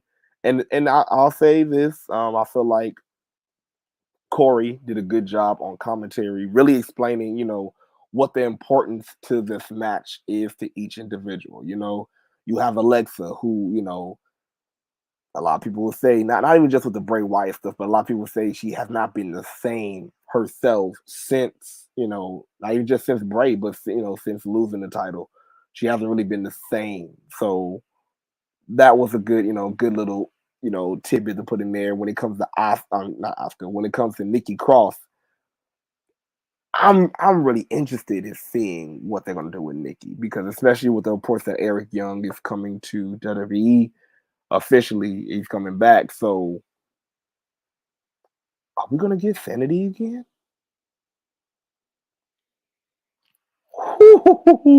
Hey, I'll be excited for that. But Nikki, they definitely were painting her as the full dark horse of the match. So pretty much, she was the unpredictable one. God, my tongue getting tired today. She was the unpredictable one, and so the one to look at. And of course, Becky. What really made you feel like Becky was going to win it was the way they were driving home. How if she already asked that she wanted herself versus Bailey in the first place. So I thought they were automatically just going to be, well, next week you're going to get that, and Becky's going to win the match. But no, no, no, no. They swerved the hell out of us, because Becky hits it looks like attempted a man slam on the apron to Nikki Cross, and as soon as she pushed her in the ring and went for that 3 count, the rest of Damage Control came in, snatched her out, put her through the announce table, and that opened up for Alexa Bliss to give her the twisted. I think we believe that was the Twisted Bliss. Not a moonsault. It's just like a corkscrew. But yeah, the Twisted Bliss corkscrew from the top rope, and 1, 2, 3. Alexa Bliss is now going to be in the match against Bailey to determine the number one contender for the women's championship. So you tell me, let me know in the comments how you feel. Do you think that Alexa will beat Bailey? Do you think that Bailey would be? Do you think that Bailey will be the one coming out top, and she gets yet another shot at Bianca? I don't know if I want to see it, only because they did it so many times already. And I'll say this: even if this is the one where Bailey actually wins, it's like I don't know. I call it the hangman out of pace syndrome. You know, it's like okay, hell, you've been beating her ass for a while now. It's been a good while, so we'll see where this goes. We'll see where this goes. But yeah, let me know in the comments how do you feel about Alexa Bliss being the winner to go on to probably be the number one contender for the championship. And also, do you think that this might even be the start of her changing into what Bray is trying to show her? Because here's the thing, and this is just my theory, my Smark theory. I don't think that Bray is really trying to recruit Alexa. I think it's Uncle Howdy. But I don't think Uncle Howdy's even trying to recruit Alexa even himself. Because all Uncle Howdy has been doing is stirring the pot in your mind. Think about what he's been saying. Embrace who you are. Embrace who you are. Embrace who you are. And the certain people that, that these messages come up behind, well, mostly Alexa, isn't she one of those that really need to and should embrace her twisted side? Like I said, Corey has been, was real adamant about Alexa needing this win to get back to when she was a dominant force, when she was the Twisted Bliss, when she was the queen. You feel me? Like, so I can see where this is going, or could go with Bray Wyatt. I'll say just sit back and watch and see what's going to go on. You have people right now that's kind of complaining and whining right now, like, oh my god, why are we gonna hit this? Bray, and he need to stop talking, and I want the match already. But just let this man cook.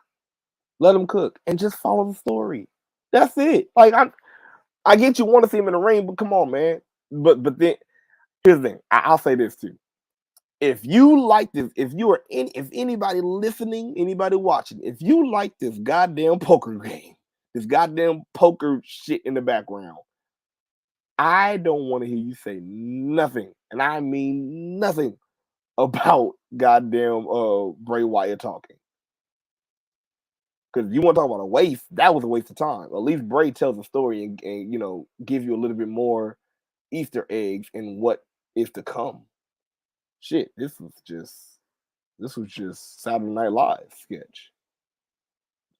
Pretty much what it was. But yeah, back to the main event. Alexa Bliss gets the dub.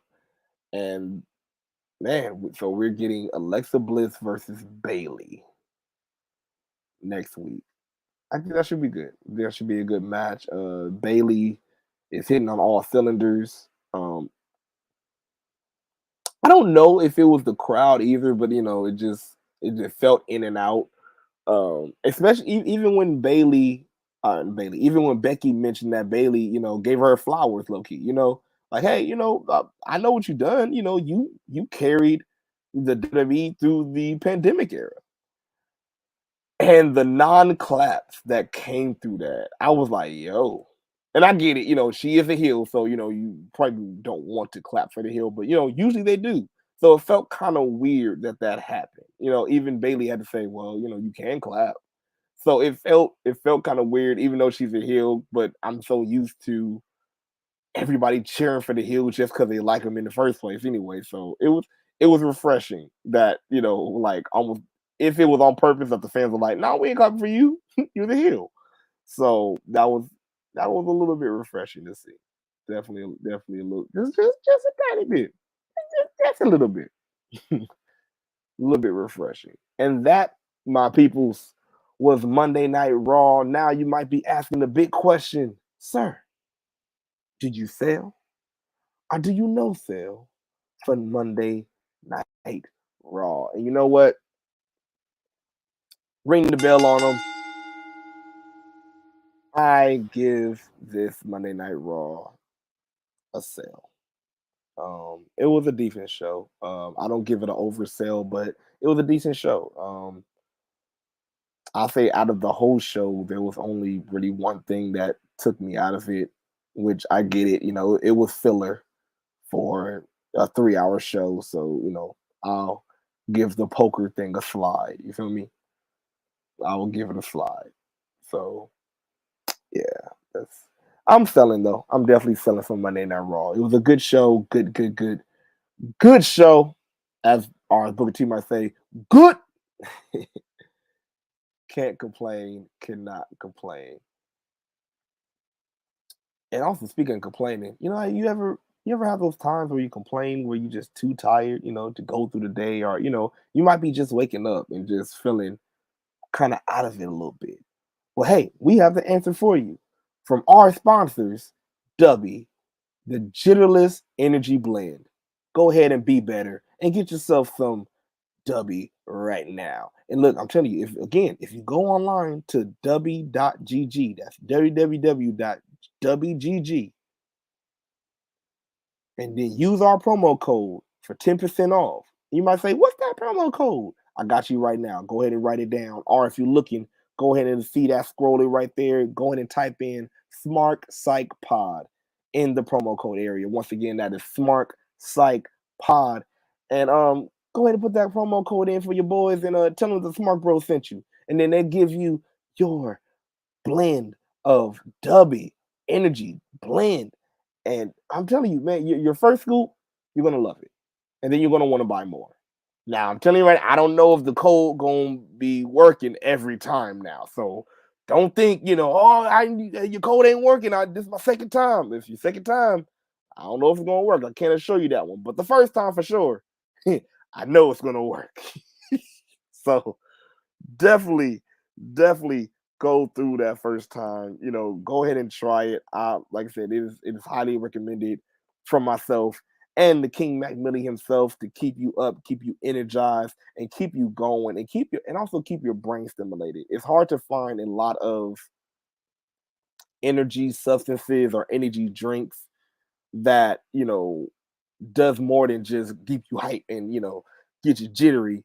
But this right here with W, it's so good. It's just so wonderful. It comes in a little pack bottle.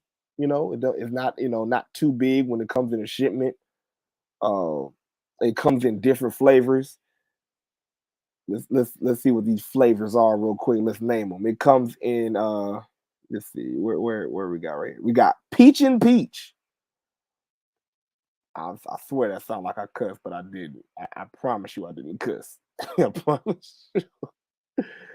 The next flavor we also have Dub Sludge. Also, they have the Dragonade. I have a feeling that one tastes like lemonade. I haven't tasted that one yet. I had peach and peach, beach and peach, and that one is very good. It tastes just like peaches. It's wonderful. But they also got Dragonade. Also, let's see. I don't know I can't see the name of this one. I can't get that one name. Also, where's another one? I think it's called Galaxy. Oh, Galaxy Orange. Is that Galaxy Orange? I think that is. Oh no, Galaxy. Oh, Green. I want to say Galaxy Green. I want to say Galaxy Green. Uh, but I'm telling you, man, that was another one I haven't had yet. But the main one I have had is Beach and Peach, and that is so good. And again, no jitters, no crash,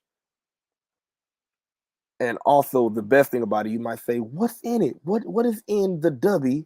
that is so good. Well, first they have coffee cherry extract.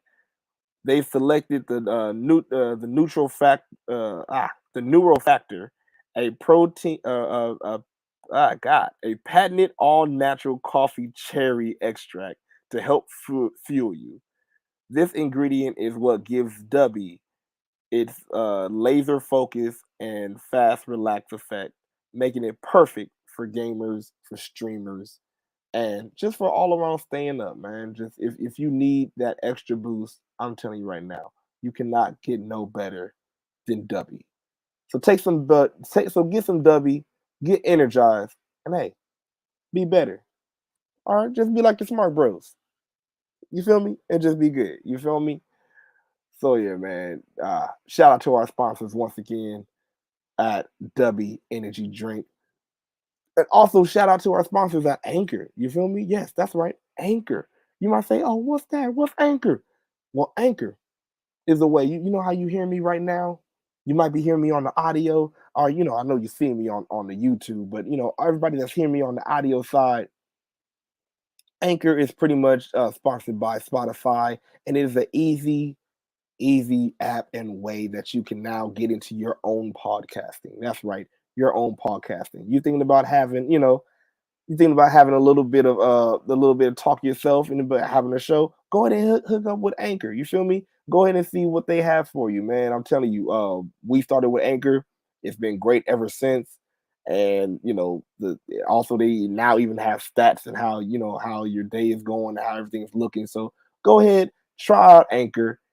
Go ahead and see about Dubby. If you want to get lit, I'm telling you right now, it's lit. It's turning up, and I'm telling you right now, if you take it, you're going to feel very, very oozy. I am feeling pretty freaking oozy, baby! Yeah. Feeling oozy. Oh, man. Let's check the comments, see what we got. Hey, what up, bro? We got Banks in the building from Public Enemy Podcast. Make sure you go subscribe to Public Enemy Podcast. Make sure you go subscribe to all their shows, especially All Elite Keeks, man. Shout out to the fam. What it do, Banks, bruh? We about to get out of here. But before we get out of here, man, you already know what time it is. It is time. It is so time for the last match. And you know what the last match is, man? The last match is the last conversation piece of the day before we head out of here, before we, before we chuck the deuces and say goodnight. You feel me? And the last match, I would like to talk, I'd like to get back on the Royal Regal comment. If it was from Regal, if not, if it was from Regal, or if not, I want to get back on that comment about a company being immature. Not just AEW, just period, a company. Especially wrestling company, because, that's what we're talking about, wrestling, right? But let me know in the comments, does the outside actions of the wrestlers or the people in the company, does it mess up your experience of watching the show? That's my last match question for you. Go ahead and put that in your mind. You feel me? I know right now there's a lot of, shit. We still having arguments about goddamn CM Punk and the Elite and all this shit and everything like that. But it's crazy how the argument is not even about who's the best wrestler or, who had the best match or anything like that. It's all about backstage bullshit and backstage drama. And I'm not gonna lie, for me, it takes me out of, the whole experience of, especially being there live. I'm already trying to, suspend my belief and, because y'all already done told us that it's fake. Thanks, Vince. And, you already done pulled the veil so many times. You feel me? So now I'm trying my best to get invested in what you are doing. And then when you go out and, pretty much just acting ass, and want to mention other shit that has nothing to do with the in-ring, you feel me, with the story that you're trying to tell in the ring or in the show, it takes me out of it. I'm not gonna lie. For me, it takes me out of the match, man. It takes me out of the show, period. Because it's like, what's the point? You feel me? What's the point of even saying, hey, you know, we're here to entertain you. We're here to, you know, get you out of, you know, thinking about other stuff and, you know, the real world. And then you go ahead and do some bullshit and remind us of some bullshit that you already pulled the veil about. You feel me? Again, like, I know this just recently happened to AEW, but I'm talking about for any show. If anybody did this, you feel me? It just takes me out of it. And also another thing that would take me out of a show, fans, man, y'all need to chill sometimes. I'm telling you. And I'm not talking about the pure wrestling fans like y'all. You know, I'm not talking about y'all that's watching. No. Y'all are dope. Y'all are fam. You know, y'all good because y'all here. You feel me? Y'all listen to the smart side. You feel me? We just have a conversation.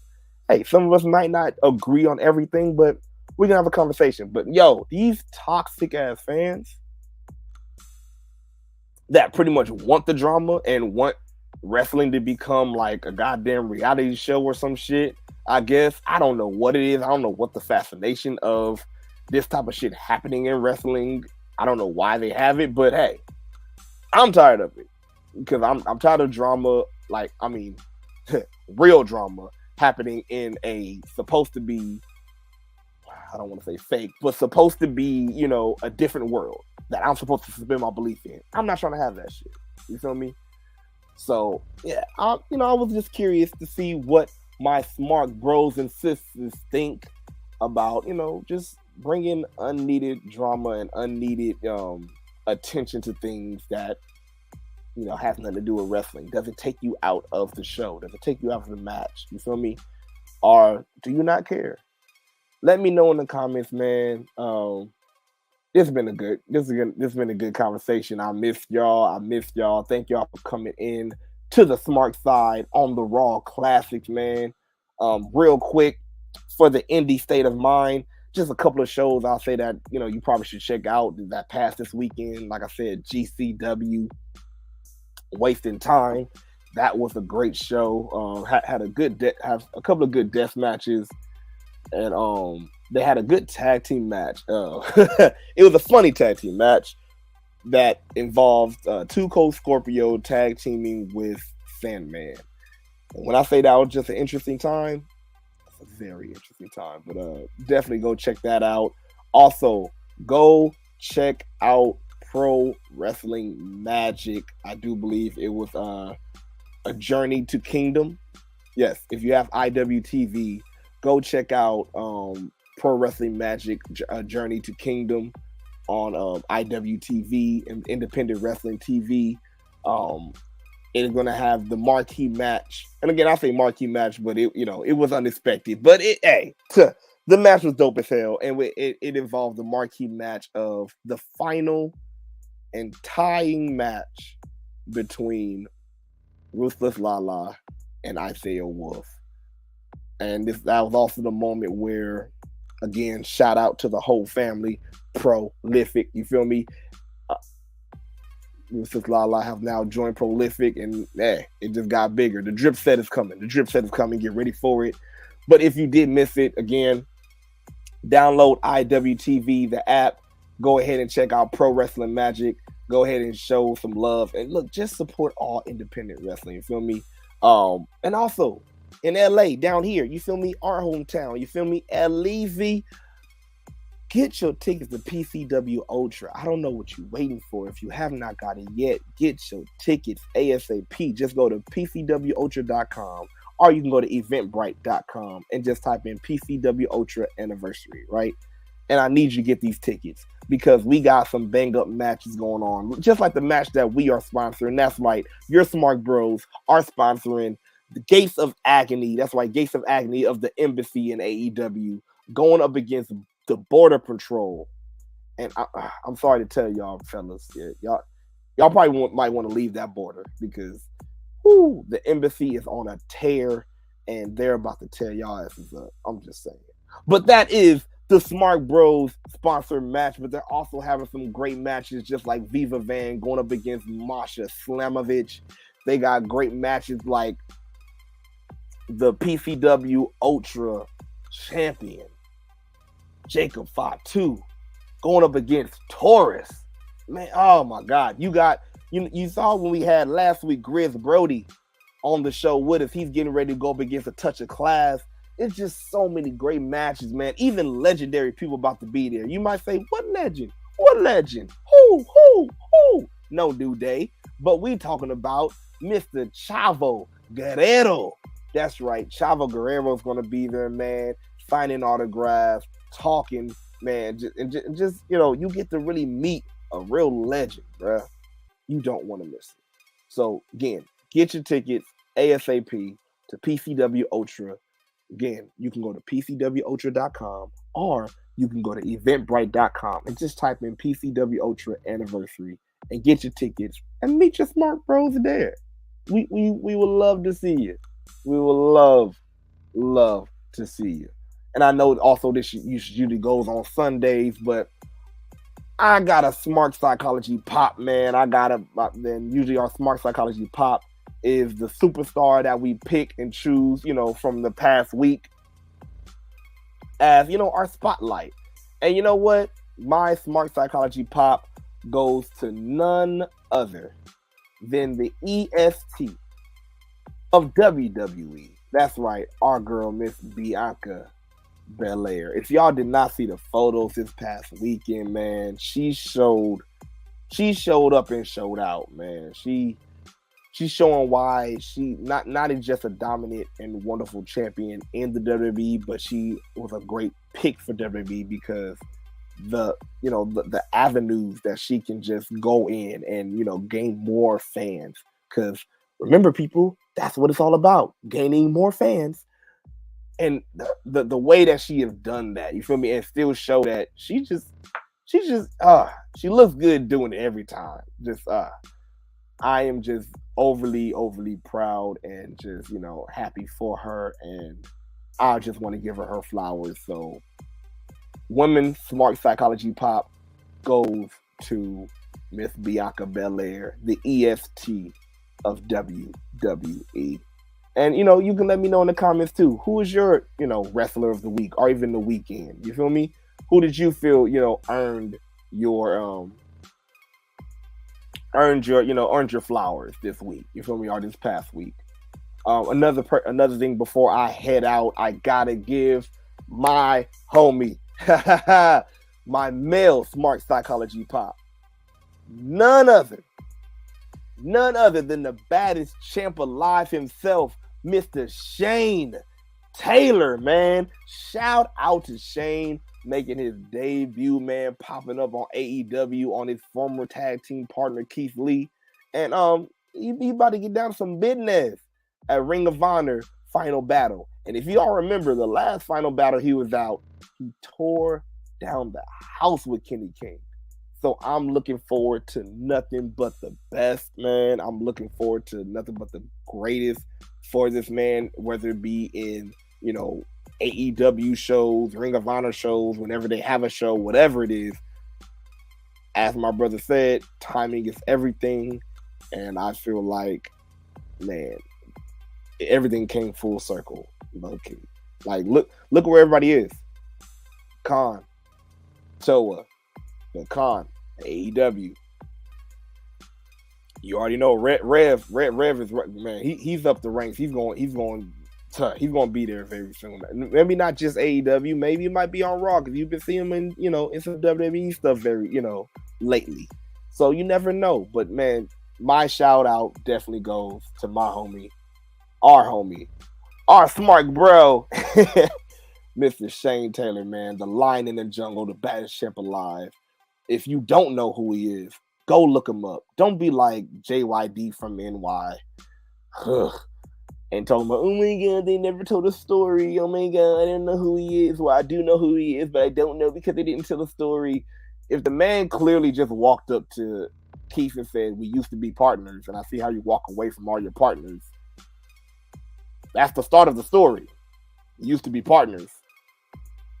Guess what? You got Google. Look the rest of the shit up if you do not know. I'm sorry. Just look it up. I'm sorry.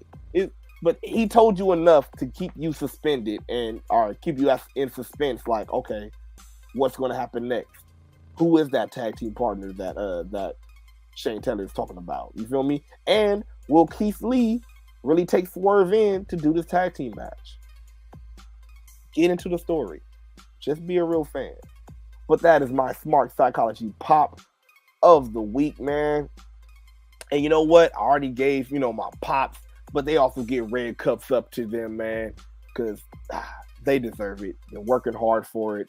And, hey, I give this to you. Red cups go up to Shane Taylor. Red cups go up to Bianca Belair. Red cup even goes up to Monday Night Raw. It wasn't too bad. So because I get to sell it, I give you a red cup up to you. And you know what? To you. Yeah, you. And you watching. Red cup up to you right there. Go ahead and clink your cup right there. Boom. Yeah, you got it. And go ahead and take that sip. Wait a minute. Woo! Ooh, give me that Martin. Ooh. Yeah. That hit right there in the back of the throat. All right.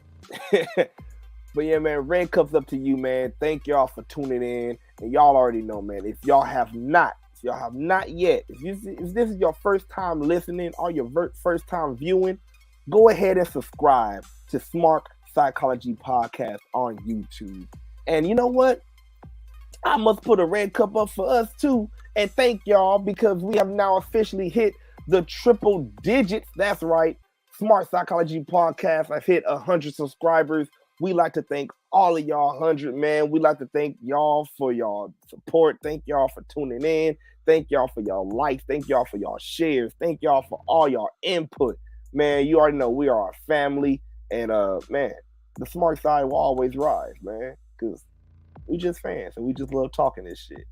But thank y'all, man. And look, if y'all want to see what all the hype is about, go ahead and subscribe to Smart Psychology Podcast on YouTube. Don't forget to click that notification bell to get notified on all our new episodes and all of our new content. We're going to have some more shorts coming out.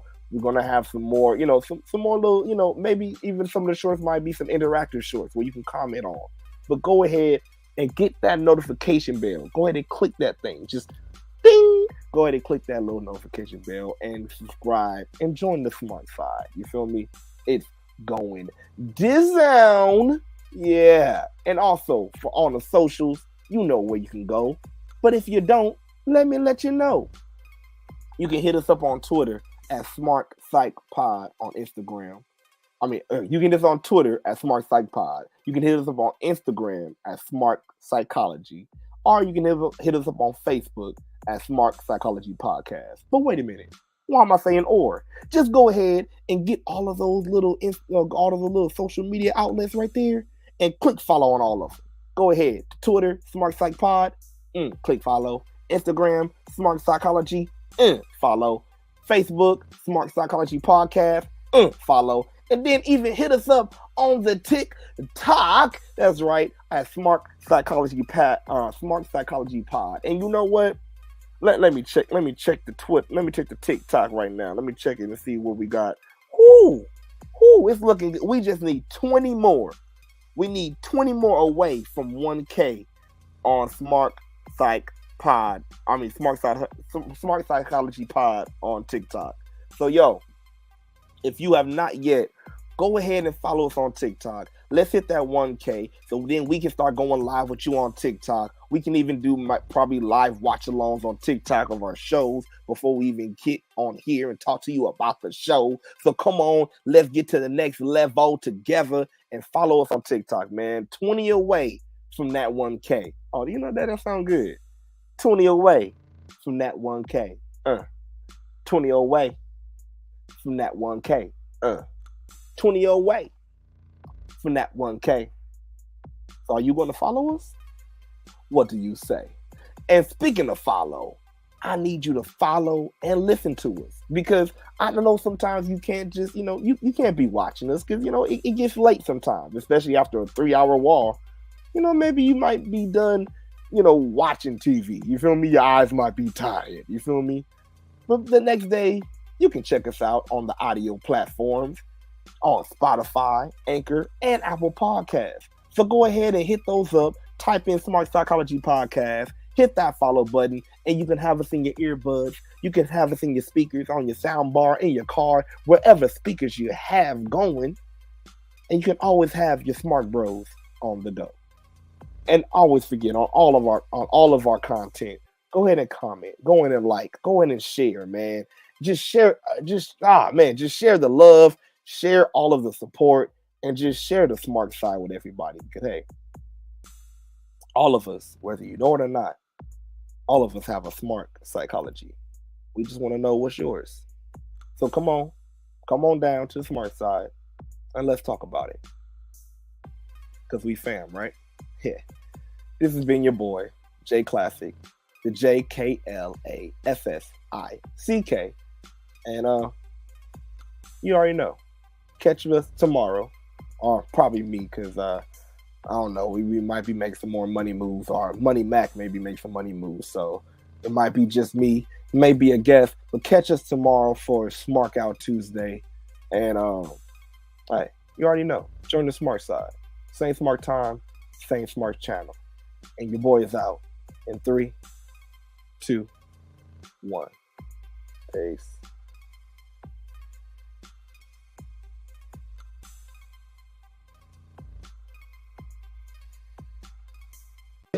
Thank you. Fuck you. Bye.